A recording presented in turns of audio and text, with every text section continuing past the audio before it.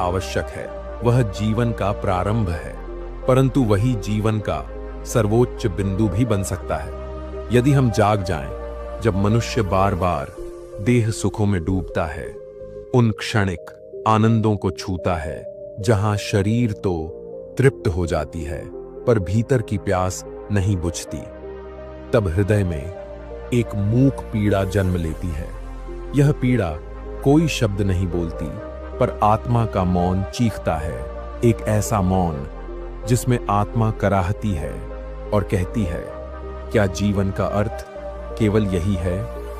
यही मौन विरक्ति का प्रथम स्पंदन होता है और यहीं से विरक्ति का बीज अंकुरित होता है।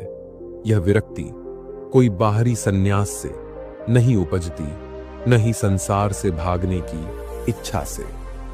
यह तो अनुभव की गहराई से जन्म लेती है, जब भोग अपनी तृप्ति की सीमाएं प्रकट करती हैं और सुख की खोज में अपने रिक्त स्वरूप को उजागर करती है।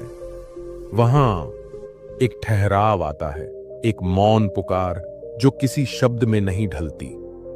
तब मन थक जाता है, इच्छाओं की दौड़ से हृदय बुझने लगता है, उन दीपों से जो हर बार झलकर भी भीतर की अंधकार को नहीं मिटा पाते। यह वही क्षण है जहां मनुष्य देखता है कि उसने जितना पाया वह सब क्षणिक था। हर भोग एक नया शून्य लेकर आया, हर तृप्ति एक नई प्यास।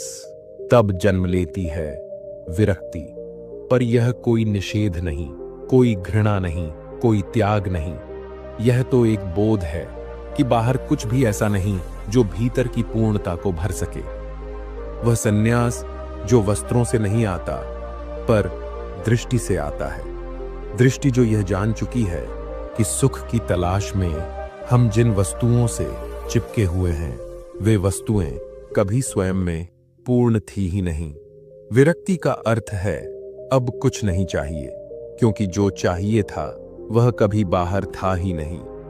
तब मन भीतर की ओर मुड़ता है, जहां कोई बाजार नहीं, कोई व्यापार नहीं, केवल एक मौन है जो साक्षी बनकर सब देखता है, और वही मौन धीरे धीरे ध्यान बन जाता है। विरक्ति ध्यान का प्रथम चरण है। जैसे पतझड़ के बाद आता है वसंत, उसी तरह भोग के बिखराव के बाद आता है समर्पण का सौंदर्य। विरक्ति कोई अंत नहीं, यह तो आरंभ है उस यात्रा का जो आत्मा से परम आत्मा